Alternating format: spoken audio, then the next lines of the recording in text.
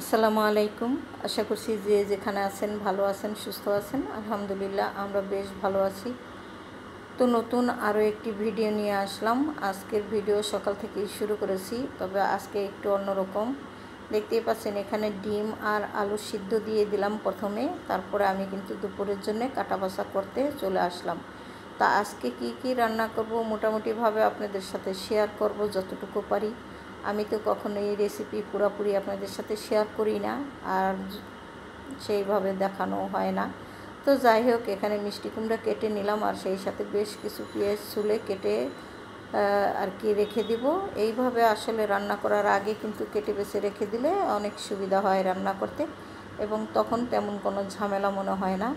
আর সকালবেলা আমরা কিন্তু আসলে খাওয়া দাওয়াটা করিনি, কারণ অনেকগুলো ভাত রয়ে গেছে। ভাবছি ভাতই আজকে খাবো, তাই একটু আলু সিদ্ধ দিয়েছি। আলুটা হয়ে গেলে ভর্তা করে আমরা সকালবেলা নাস্তাটা করে নেব। তো আলু ভর্তা দিয়ে কিন্তু আসলে পানি ভাত খেতে আমাদের কাছে ভালোই লাগে। জানি না কারা পছন্দ করেন বা করেন না। যদি না করেন সেটা ক্ষমাসুন্দর দৃষ্টিতেই দেখবেন, কারণ যারা খান না তাদের কাছে আসলে এই ধরনের ভিডিও দেখতে হয়তো ভালো লাগবে না। আর আমার মনে হয় আমরা যারা বাঙালি আছি তারা সবাই পান্তা ভাত এবং পান্তা খেতে ভীষণ ভালোবাসি। তবে কেউ কেউ ইলিশ মাছ ভাজা দিয়ে খেতে কিন্তু অনেক ভালোবাসে। আমরাও ভালোবাসি, কিন্তু আমার বাসায় আজকে ইলিশ মাছ ছিল না, আর আমার বাসায় তেমন ইলিশ মাছটা এখন আনা হয় না, সে কারণে নাইও। যাই হোক, আমি এখান থেকে এখন কিন্তু কেটে কুটে নিলাম। আর আজকে হচ্ছে রান্না করব হলো মাছ আর মিষ্টি কুমড়া ভাজি। আর কি রান্না করি আপনাদের সাথে তো শেয়ার করব।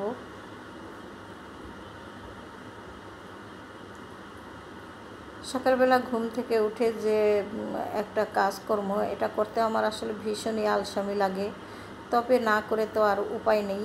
তো ভাতগুলো বেড়ে নিয়েছিলাম, আর সেই সাথে অনেকগুলো প্লেট বাটি ছিল, সেগুলো ধুয়ে এখানে পানি ঝরা দিয়ে রেখেছিলাম। এখন মিষ্টি কুমড়াটা ধুয়ে আমি কিন্তু বসিয়ে দিব, কারণ রান্নাঘরে যেহেতু আছি টুকটুক করে রান্নাটাও শেষ করে ফেলি। দিনের মনে হয় অর্ধেকটা সময় বা বেশি টাইম রান্নাতেই চলে যায়, সেহেতু রান্নাটা আগে করে ফেললে সময়টা খুবই ভালো কাটে এবং অবসর পাওয়া যায়, সেই সাথে আরামায়েশ করে রোজা নামাজটা করা যায়। তো এখানে মিষ্টি কুমড়া ধুয়ে নিয়েছি। মিষ্টি কুমড়া রান্নাতে আমি কিন্তু একটু শুকনো মরিচ ফোড়নে দিই, এতে করে সুন্দর একটা সুঘ্রাণ আসে আসলে। আর সেই সাথে দিব একটু পেঁয়াজ, কাঁচামরিচ, চিনি দিব, সামান্য একটু লবণ দিয়ে দিব। তো এই তো আমি মিষ্টি কুমড়াটা বসিয়ে দিলাম। এখানে এত বেশি একটা রান্না করতে হয় না, মিষ্টি কুমড়ার নরম সবজি। তো ধীরে ধীরে হতে থাক রান্নাটা। আমি এদিক থেকে হাঁড়ি পাতিলগুলো গুছিয়ে নিচ্ছি, সকালবেলা ধুয়ে রেখেছিলাম।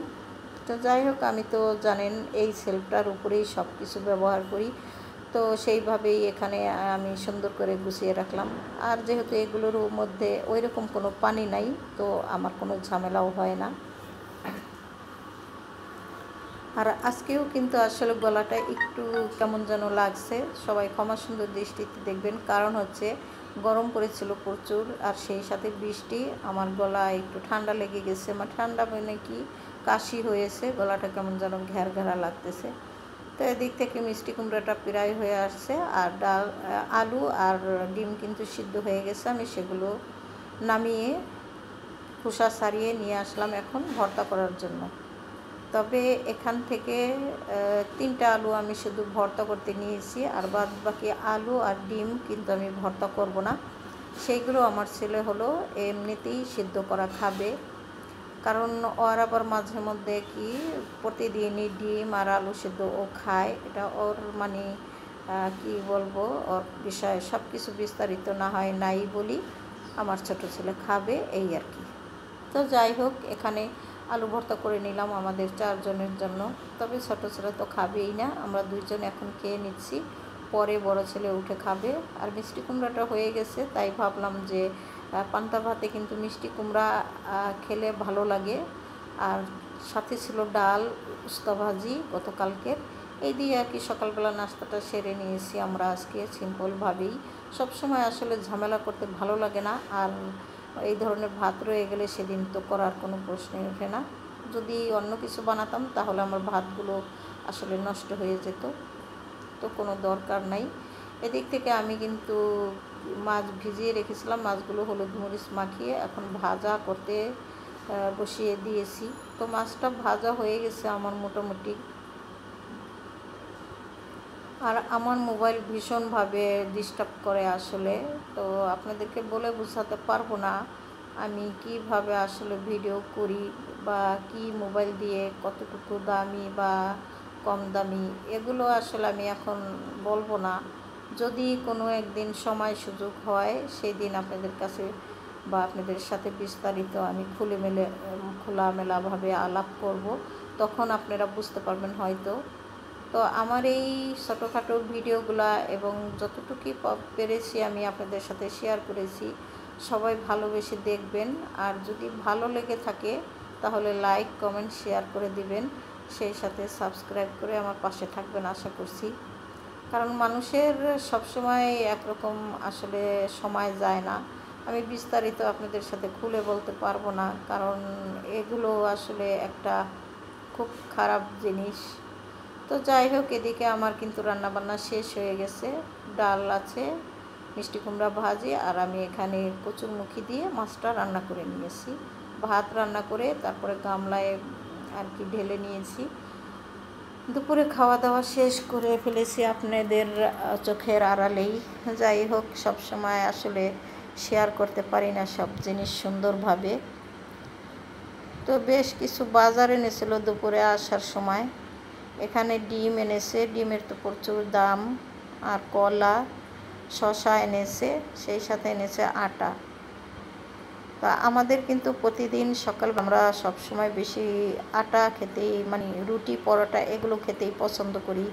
সে কারণে আমাদের কিন্তু অনেক আটাই লাগে, মাসে প্রায় 8-10 কেজি আটা আমাদের লাগে। ভাত আসলে চাউল আমাদের কমই লাগে, আমরা ভাত খেতে অত বেশি পছন্দ করি না। হয়তো ভিডিওতে দেখেন আমরা অনেক ভাত রান্না করি, কিন্তু না, এখানে ছোট পাতিল আসলে। আর আমরা সবাই কিন্তু বড় 4 জন, সেই হিসেবে আমাদের কিন্তু চাউল কমই লাগে। আটা এবং পোলাওয়ের চাউল এই সব জিনিস একটু লাগে বেশি। তাহলে ভাবতে পারেন যে পোলাও রান্না তো আমি আসলে শেয়ারই করি না, আসলে যেদিন রান্না করি সেদিন হয়তো আপনাদের সাথে শেয়ারও করতে পারি না। তো এখানে আমি সব কিছু সুন্দর করে একটু গুছিয়ে নিলাম। আর আটাগুলো এখন আমি ঢেলে নিব আটার বালতিতে। কয়েকটা বালতি আমার আছে, বিভিন্নভাবে আমি কাজে ইউজ করি। কারণ হচ্ছে কি, বালতিগুলো আসলে এক সময় কিনেছিলাম, তখন হয়তো ভাবতে পারিনি যে আসলে অন্য অন্য জিনিসগুলো কেনাকাটা হোক। তো একসাথে অনেকগুলো বালতি কেনাতে আমি আসলে বালতিগুলো বিভিন্নভাবেই আসলে কাজে লাগাচ্ছি। তো যাই হোক, এখানে সব কিছু গোছগাছ করে নিয়েছি। আর সেই সাথে আগেই বলেছিলাম যে বুয়া এসেছে বাসায়, মানে আমার কাজের খালা।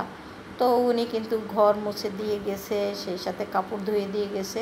মানে এখন আমার রান্নাবান্নাও শেষ হয়ে গেছে, সেগুলো তো আমি আর আপনাদের সাথে শেয়ার করতে পারিনি।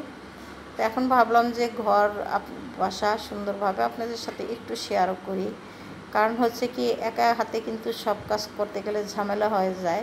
যেহেতু খালা আছে, এখন মোটামুটি সুন্দরভাবে কিন্তু কাজকর্মগুলো অনেক তাড়াতাড়ি সারা হয়ে যায়।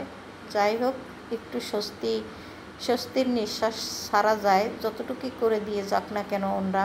হয়তো বা ওনাদের কাজ আমাদের মতো অত সুন্দর না, তারপরেও ওনাদের উপরে নির্ভর করে আমরা কিন্তু একটু স্বস্তির নিঃশ্বাস ছাড়তে পারি আর কি।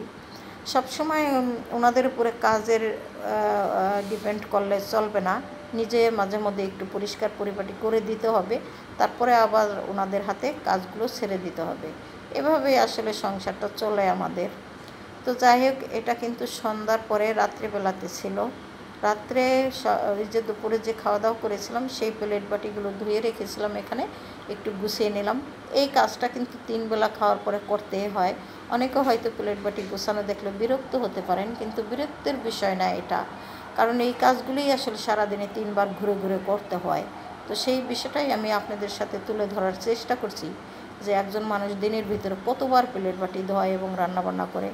মনে হয় ঘরে কোনো কাজই নাই, কিন্তু এই টুকিটাকি কাজ করতে কিন্তু অনেকটা সময় চলে যায় এবং নষ্ট হয়ে যায়। তো যাই হোক, ডিম ধুয়ে রেখেছিলাম, ডিমটা ফ্রিজে রেখে দিলাম। বিকেলবেলা যে পানি আমি সকালে ফুটাই সেটা ঢেলে নিয়েছি। তো সেইভাবেই কিন্তু আমি সুন্দর করে গোছগাছ করে এখন চলে আসলাম আবার রান্নাঘরে। এই তো দেখতেই পাচ্ছেন ছেলে এই প্রোডাক্টটা আসলে অনলাইনে অর্ডার করে এনেছে। ও যেহেতু জিম করে তার জন্য কিছু প্রোডাক্ট আপনাদেরকে আমি একটা ভিডিওতে দেখিয়েছিলাম, সেটা খাওয়ার জন্য আর কি এই প্রোডাক্টটা কিনে এনেছে। এটাতে ভীষণ সুবিধা হয় আসলে গুলিয়ে খাওয়া। তো সবার কাছ থেকে বিদায়, সবাই ভালো থাকেন, সুস্থ থাকেন। আল্লাহ হাফেজ, আসসালামু আলাইকুম।